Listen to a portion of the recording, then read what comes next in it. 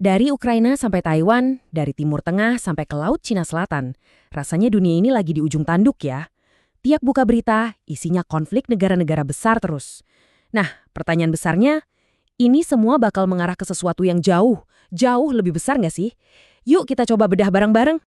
Oke, kita langsung aja ke pertanyaan utamanya. Pertanyaan ini, apa kita lagi menuju Perang Dunia Ketiga? Pasti ada di pikiran banyak dari kita. Rasa khawatirnya itu nyata, dan sejujurnya bukan tanpa alasan.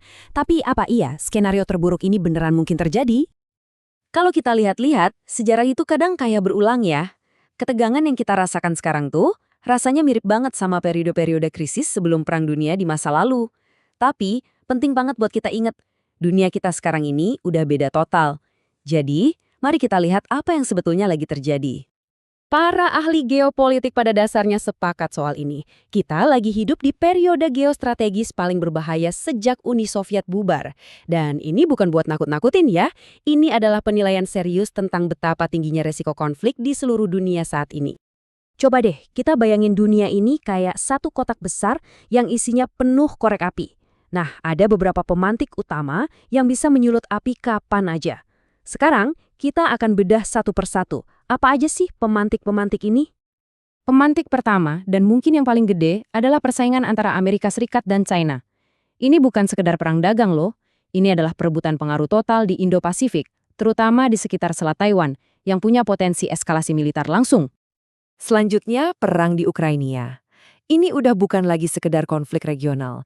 Ini udah jadi panggung pertarungan global, semacam perang proksi, di mana kekuatan besar saling adu lewat negara lain.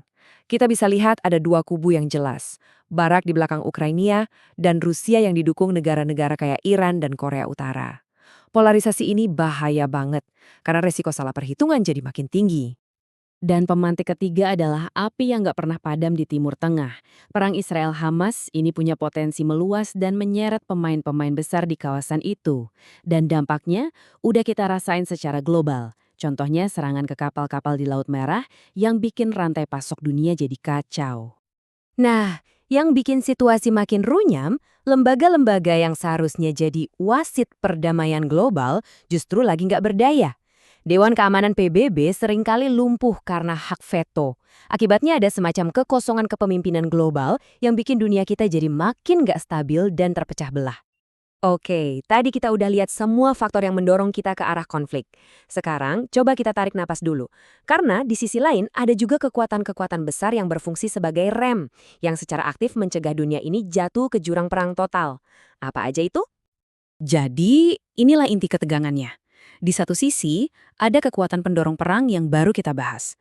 Tapi di sisi lain, ada rem yang sama kuatnya menahan laju eskalasi. Keseimbangan antara dua sisi inilah yang pada akhirnya akan menentukan masa depan kita semua. Rem yang paling kuat, nggak diragukan lagi, senjata nuklir. Ada konsep yang namanya Mutually Assured Destruction atau MAD. Gampangnya gini, perang nuklir itu artinya bunuh diri massal. Nggak akan ada pemenang, semua hancur. Kesadaran inilah yang bikin konflik langsung antara negara-negara nuklir besar hampir nggak mungkin terjadi. Selain itu tentu saja ada faktor uang.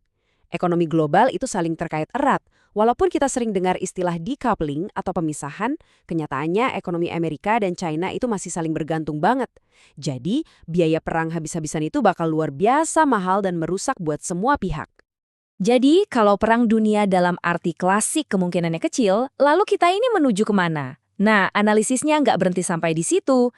Mari kita lihat 3 skenario yang paling mungkin terjadi untuk masa depan konflik global. Nah, disinilah gambaran besarnya jadi sangat jelas. Perang Dunia Ketiga yang klasik, kemungkinannya rendah. Perang regional yang meluas dan menyeret negara besar, bisa jadi kemungkinannya sedang. Tapi, lihat yang paling bawah. Skenario yang paling mungkin terjadi adalah Perang Dingin 2.0. Ini adalah era konflik hibrida. Perangnya bukan cuma pakai militer, tapi juga lewat serangan cyber, tekanan ekonomi, dan perang informasi. Dan faktanya analisisnya menyimpulkan, kita udah ada di tengah-tengah era itu sekarang. Dan ini membawa kita pada kesimpulan utamanya. Pertanyaannya bukan lagi apakah perang akan datang, tapi bagaimana kita bertahan di tengah perang yang sudah terjadi. Ya, kita sebetulnya sudah berada di tengah konflik global, yang perangnya tidak lagi cuma pakai tank dan jet tempur, tapi lewat serangan cyber, sanksi ekonomi, dan perang-perang proksi yang seolah nggak ada habisnya. Kalau kita memang sudah berada dalam konflik permanen ini, lalu apa bahaya terbesarnya?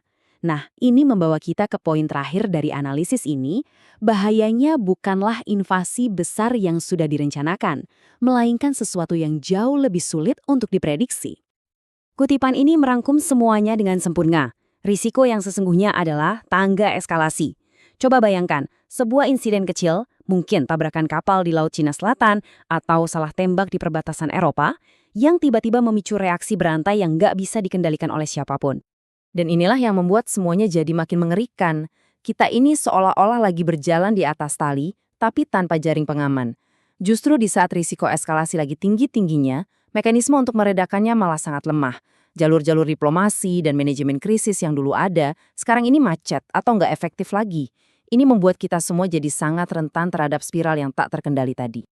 Maka, kita tutup bahasan kali ini dengan pertanyaan ini.